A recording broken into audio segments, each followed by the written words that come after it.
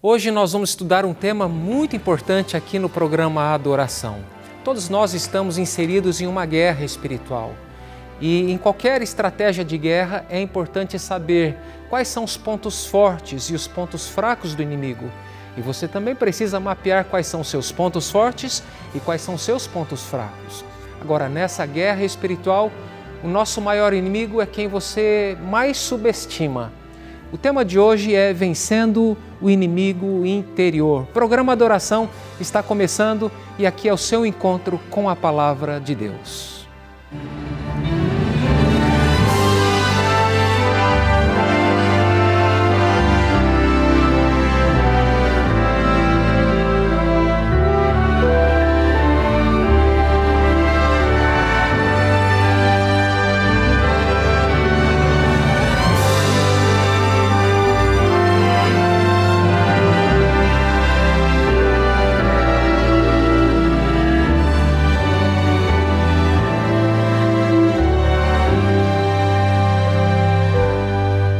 É uma alegria estarmos juntos para estudarmos a Palavra de Deus. E a Palavra de Deus é fonte de vida, é fonte de esperança, é fonte de poder.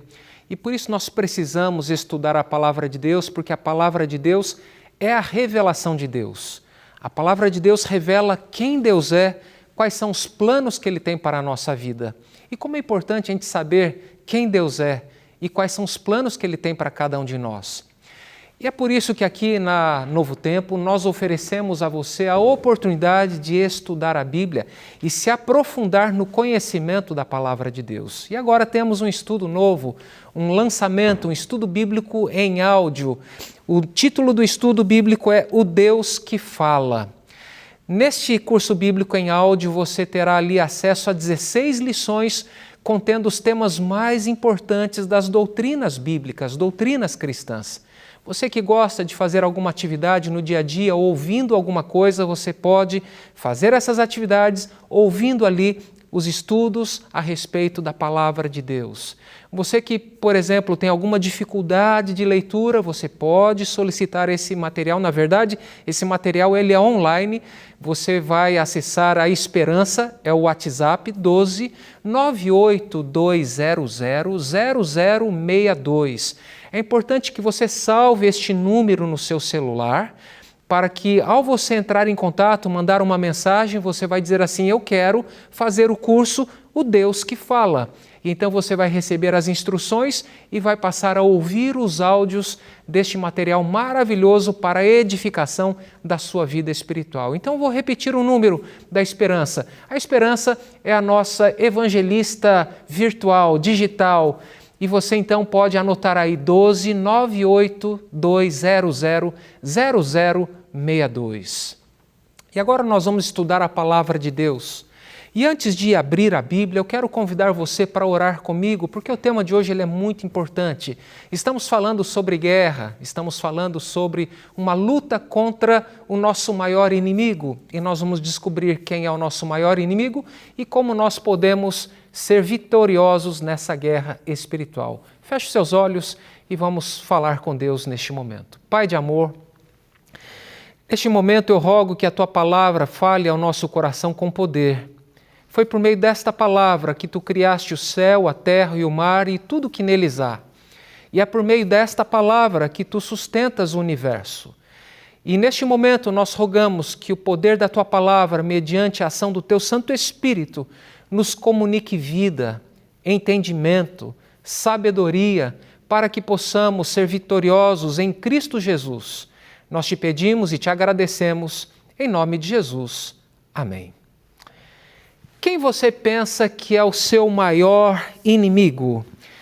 O maior inimigo geralmente é quem nós mais subestimamos. Algumas pessoas vão dizer que o maior inimigo é Satanás. Eu pergunto para você, se você pensa no maior inimigo da sua vida espiritual, quem lhe vem à mente ou que lhe vem à mente? Para algumas pessoas, o maior inimigo é Satanás. E a Bíblia, de fato, descreve Satanás como o inimigo de nossas almas. Ele é um inimigo. Ele é astuto, ele é mentiroso, ele é enganador, ele é cruel, ele é covarde. A Bíblia o descreve como uma fera, como um leão querendo tragar a sua presa. Então o inimigo, de fato, Satanás, é um grande inimigo. Mas e se eu disser para você que ele não é o nosso maior inimigo? Outras pessoas vão dizer que o nosso maior inimigo é o mundo. E aí eu preciso ler um texto que está aqui na primeira carta de João, capítulo 2, versículo 15. E de fato, o mundo pode ser um grande inimigo, mas eu vou dizer, não é o maior inimigo. O texto diz assim, 1 João capítulo 2, verso 15.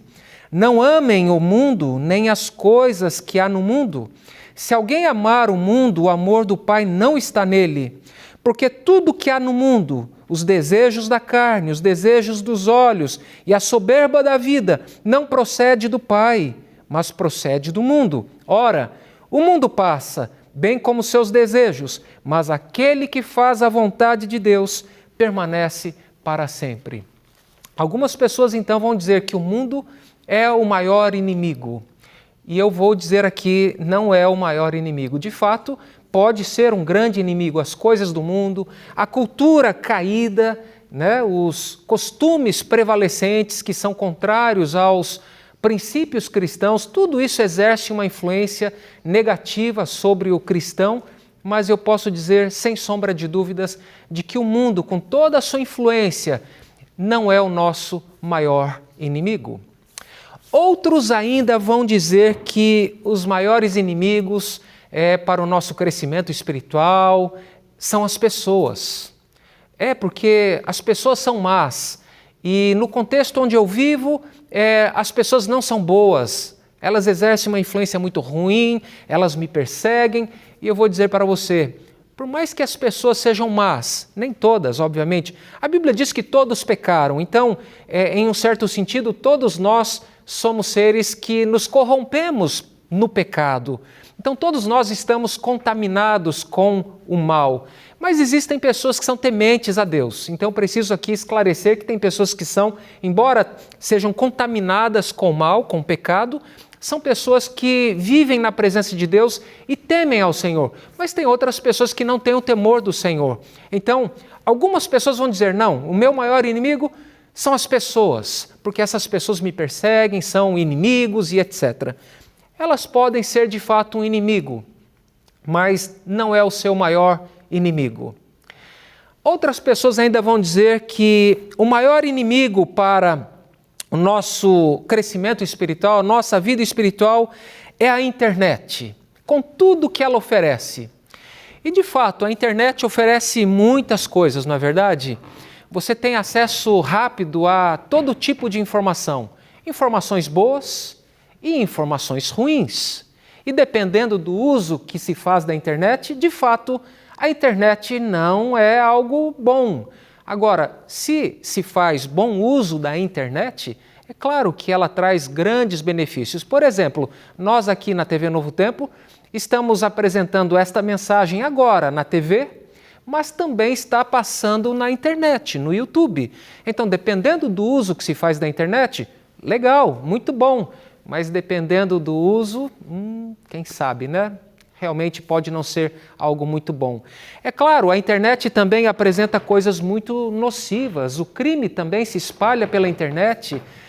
Pornografia, jogos, games, apostas, são coisas que estão disponíveis na internet. Mas eu posso dizer para você, embora tudo isso seja ruim e possa ser elencado como coisas ruins e coisas que nos impedem de crescer espiritualmente, eu posso afirmar com toda segurança que a internet não é o nosso maior inimigo no nosso crescimento espiritual. Outras pessoas vão dizer que o nosso maior inimigo é o trabalho ou o ambiente do trabalho. Até porque as ciências sociais, os especialistas das ciências sociais geralmente dizem assim que o ser humano ele é produto do meio em que ele vive. E, de fato, o nosso meio, como eu já mencionei, o mundo que nós vivemos é um mundo caído, corrompido. Então as pessoas vão dizer, não, o ambiente onde eu vivo ele é tóxico, onde eu trabalho as pessoas tem alguns procedimentos que não são cristãos. Ou seja, eu muitas vezes tenho que fazer coisas que não estão de acordo com a minha fé, então o ambiente do meu trabalho é um ambiente ruim, o meu trabalho não é bom, então o meu trabalho é o meu maior inimigo. Eu quero dizer para você que o seu trabalho, o trabalho em si, não é o seu maior inimigo, e nem o contexto do seu trabalho. Outras pessoas vão dizer que o maior inimigo é a academia, porque lá houve um tipo de som diferente, as pessoas se vestem também de uma forma diferente, as moças muitas vezes com roupas insinuantes, enfim, algumas pessoas vão dizer que a academia é o maior inimigo, então algumas preferem nem ir à academia. Outras vão, mas percebem que o ambiente não é um ambiente bom. Eu quero dizer, a academia não é o seu maior inimigo. Eu quero dizer com toda certeza, é um equívoco pensar que a guerra espiritual consiste em lutar contra a influência desses inimigos. Sabe por quê? A gente poderia fazer um teste aqui. Imagine que eu abandone ou venda todas as minhas posses, não são muitas, né? Mas eu vendo a minha casa, meu apartamento, e eu decida ir morar nas montanhas, num lugar longe e afastado da sociedade. E ao encontrar esse lugar e viver afastado da sociedade, eu buscasse a cidade apenas para comprar os meus mantimentos, mas vivesse ali afastado de tudo aquilo que o mundo oferece, internet, pessoas, trabalho, academia, e vivesse como um eremita, um ermitão, lá no meio do mato. E será que os meus problemas, as minhas dificuldades espirituais, elas desapareceriam? Bom, de fato, todos esses inimigos que eu mencionei anteriormente, de fato, são inimigos e faríamos bem em evitá-los. Mas o nosso maior inimigo não são eles. O nosso maior inimigo é o próprio eu. Eu sou o problema. A nossa maior luta é a luta contra o próprio eu. Eu poderia então nesse experimento ir para o meio do mato e lá eu teria que lutar contra os meus pecados, contra as minhas tendências, contra as minhas inclinações, que são inclinações naturais para o pecado. A minha natureza é completamente corrupta, porque o pecado me corrompeu. É necessário nascer em Cristo novamente, para que ao nascer em Cristo nós tenhamos uma nova natureza. Essa é a nossa luta espiritual e, como eu mencionei, numa guerra espiritual, principalmente, nós precisamos saber quais são os nossos pontos fortes e os nossos pontos fracos. E eu vou dizer para você, não se assuste. Sabe quais são os nossos pontos fortes? Nenhum. A nossa natureza, ela é completamente corrompida. Por isso nós precisamos desesperadamente de Cristo e de uma nova natureza espiritual. Precisamos nascer de novo. Timothy Keller, um pregador cristão, faleceu há pouco tempo. Ele disse: o ego inflado é como um balão prestes a estourar. Vive em constante medo de ser esvaziado. Imagine as pessoas com ego inflado, né? Elas parecem um balão cheio e elas vivem com medo desse balão acertar uma ponta e estourar. Essas pessoas têm medo de se exporem, elas querem preservar o seu status quo, porque elas vivem para si mesmas. Elas idolatram o próprio eu, uma vida centrada em si mesmo, tem que ser do jeito que ela quer. Então aí, trazendo para a nossa realidade, o culto tem que ser do jeito que eu quero, o pregador tem que ser aquele pregador, porque aquele pregador fala coisas bonitas, eu não gosto daquele outro pregador. Eu não vou para aquela igreja específica ali, porque aquela igreja, eu não gosto daquela igreja. E aí a gente começa a montar a nossa própria religião. A gente começa a idealizar o nosso próprio Cristo, de acordo com as nossas concepções. Um Cristo mais amigável, um Cristo mais bondoso, um Cristo que fala só as coisas que eu quero e não necessariamente o Cristo que está revelado nas Escrituras Sagradas. Portanto, o nosso maior inimigo é o ego, é o eu. Deus não pode reinar onde o eu permanece no trono. Sabe, se o eu permanece no trono, Deus não pode ocupar esse espaço. E se não há espaço para Deus, Ele não governa a nossa vida. E se Ele não governa a nossa vida, nós temos um outro Deus, que não é o Deus, o Criador do universo. o nosso Criador. Aqui em Mateus capítulo 6, 24, Jesus disse assim, de uma forma muito clara e incisiva: ninguém pode servir a dois senhores, porque ou há de aborrecer-se de um e amar ao outro, ou se devotará a um e desprezará ao outro. Não podeis servir a Deus e às riquezas. Deus deixou isso muito claro. Eu me lembro quando meu pai estava prestes a fazer uma cirurgia, e era a terceira cirurgia do meu pai. Eu amo muito meu pai, amo muito a minha mãe, tenho meu pai e minha mãe como grandes exemplos para a minha vida. São pessoas cristãs, dedicadas a Deus. Amo demais os meus pais. Naquela ocasião eu estava no terceiro ano de teologia.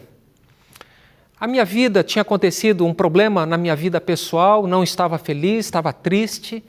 E meu pai estava agora prestes a entrar numa mesa de cirurgia para fazer a sua terceira cirurgia do coração. Eu peguei o carro, eu estudava no colégio interno lá em Engenheiro Coelho, na região ali de Campinas, e me dirigi para São Paulo. E eu coloquei no toca-fitas, o aparelho de som do carro era um toca-fitas, eu coloquei um hino do Arautos do Rei, recém-lançado, e o hino era Se Ele Não For o Primeiro. E ali eu comecei a chorar, porque em algum momento eu creio que eu coloquei meu pai, minha mãe, acima do próprio Deus. E a letra, a música, no coro dizia assim: se ele não for o primeiro em seu coração, então já não é mais nada. Pare para pensar um pouquinho nisso. Se Deus não for o primeiro no seu coração, então já não é mais nada, não passa de uma ilusão. E quantas vezes a gente coloca coisas que não são importantes acima do lugar que Deus deveria ocupar? E a letra continua: se Deus não for o primeiro em seu coração, então já não é mais nada, não passa de uma ilusão. Mas se Ele for o primeiro, o seu companheiro, o motivo do seu existir, então você vai sorrir, você vai viver, você vai vencer.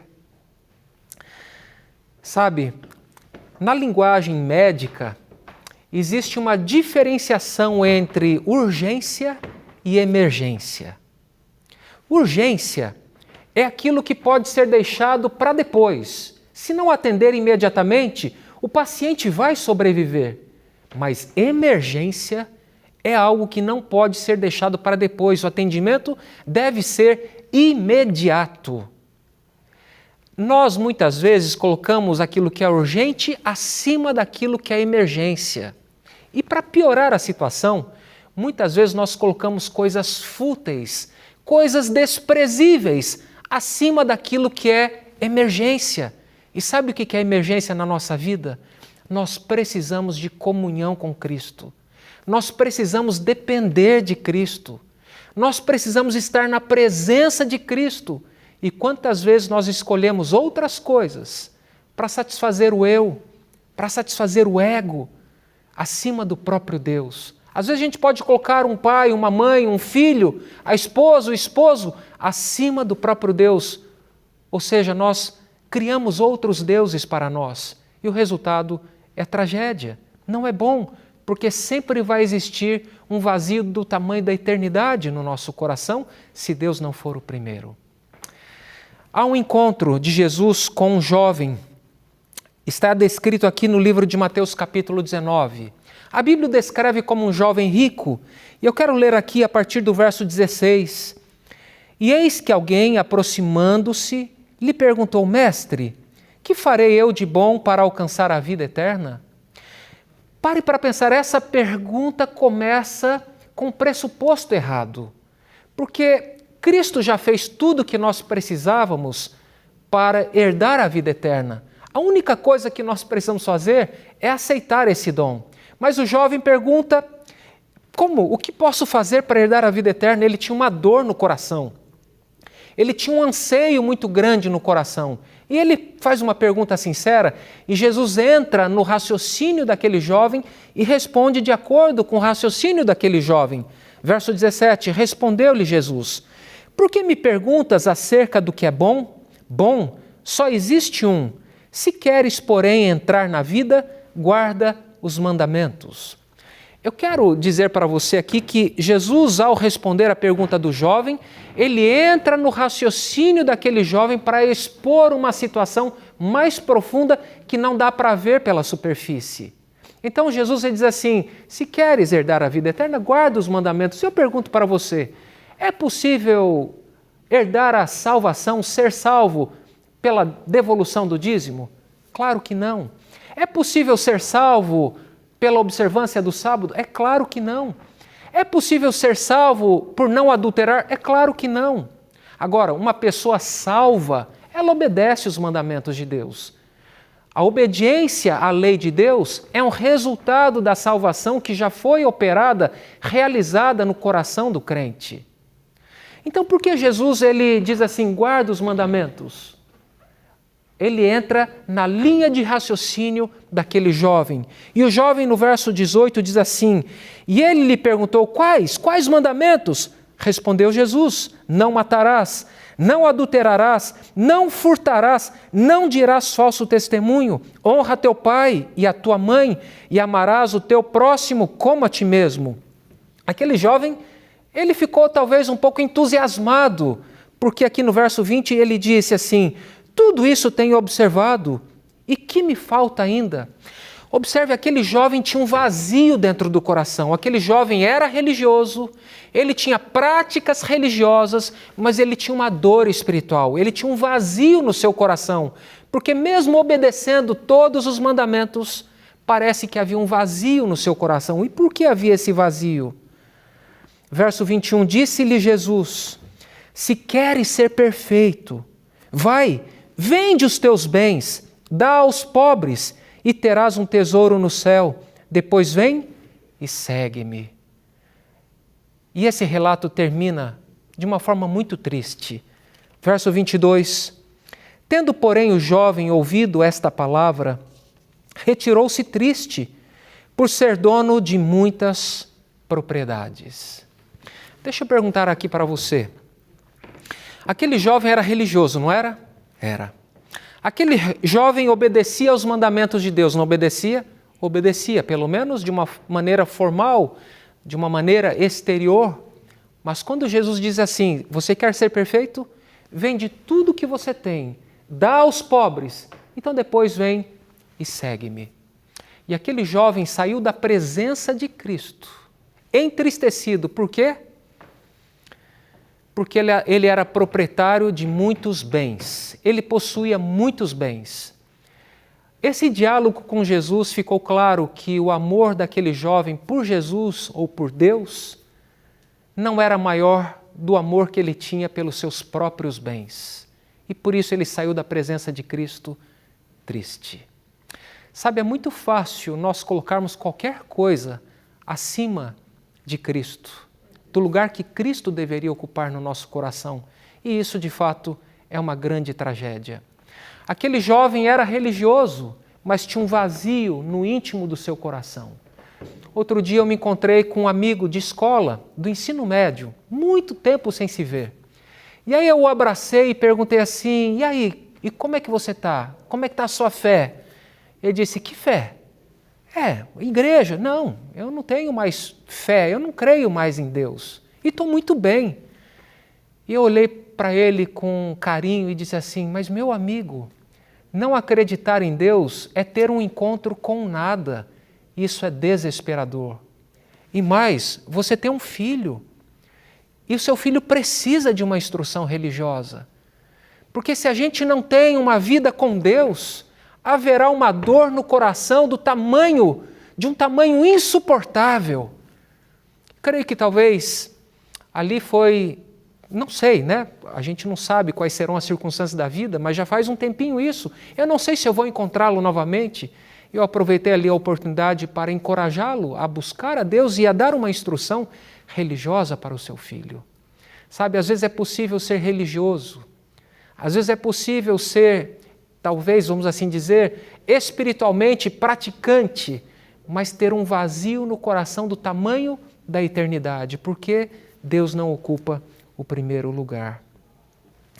Jesus aqui em Lucas capítulo 9, 23, ele diz o seguinte, se alguém quer vir após mim, a si mesmo se negue, dia a dia, tome a sua cruz e siga-me. Eu quero detalhar aqui um ponto importante. Há 7 textos na Bíblia em que Jesus identifica o próprio eu como nosso maior inimigo. E aqui está: se alguém quer vir após mim, a si mesmo se negue, dia a dia, tome a sua cruz e siga-me. Algumas pessoas vão dizer assim: não, a minha cruz é meu esposo, a minha cruz é minha esposa. Não. A minha cruz, a sua cruz, é o próprio eu. Nós precisamos crucificar o próprio eu, negar o próprio eu, morrer para o próprio eu e permitir que a graça de Cristo, ela transforme o nosso coração, para que de uma vida centrada no eu, a nossa vida agora seja centrada em Deus, em fazer a vontade de Deus. Como disse o apóstolo João, lá em 1 João capítulo 2, versículo 15 e 16, que nós devemos amar a Deus e não o mundo, que nós devemos fazer a vontade de Deus e quem faz a vontade de Deus, esse permanece. Nós não devemos amar o mundo, a concupiscência da carne, a concupiscência dos olhos, a soberba da vida. A nossa vida precisa estar centrada em Deus, unicamente em Deus. Só Ele pode satisfazer os desejos do nosso coração. E eu quero terminar com uma frase. Essa frase é de um pastor escocês que viveu no século XIX, Thomas Guthrie. Thomas Guthrie, ele disse o seguinte: se você perceber que ama qualquer deleite mais do que a oração, qualquer livro mais do que a Bíblia, qualquer casa mais do que a casa de Deus, qualquer ceia mais do que a ceia do Senhor, qualquer pessoa mais do que a Cristo, qualquer satisfação do que a esperança do céu, fique alarmado. Se qualquer uma dessas coisas ocupa o lugar que Deus deveria ocupar na nossa vida, nós devemos de fato nos alarmar. O segredo para a nossa vitória, para a nossa caminhada cristã é permanecer em Cristo. Paulo disse assim: assim como você recebeu a Cristo, agora andai nele, nele erradicados. Nós precisamos permanecer em Cristo. Tem você o desejo de colocar Cristo em primeiro lugar na sua vida? Tem o desejo que Ele seja o primeiro, o último e o melhor em sua vida? Deseja que Ele seja o seu amigo, seu companheiro, para você poder viver, sorrir e vencer? Se este é o seu desejo, eu convido você, neste momento, a fechar os seus olhos para juntos conversarmos com Ele e fazermos essa entrega do nosso coração a Deus. Vamos orar? Pai de amor, nessa luta espiritual nós sabemos que o nosso maior inimigo somos nós mesmos, o próprio eu. O nosso eu, ele deseja prevalecer. E muitas vezes nós queremos que a nossa vontade se cumpra e não a Tua vontade, Senhor. Nós pedimos perdão pelos nossos pecados. E neste momento nós abrimos o nosso coração a Ti, pedindo que o Senhor faça morada em nós, que o Senhor ocupe o trono do nosso viver, que o Senhor nos governe, que o Senhor nos dirija, que o Senhor nos ensine os Teus caminhos e que nós possamos, com humildade, seguir os Teus passos, Pai, com fé, com obediência. Senhor, colocamos a nossa vida em Tuas mãos. Nós Te pedimos e Te agradecemos, em nome de Jesus. Amém.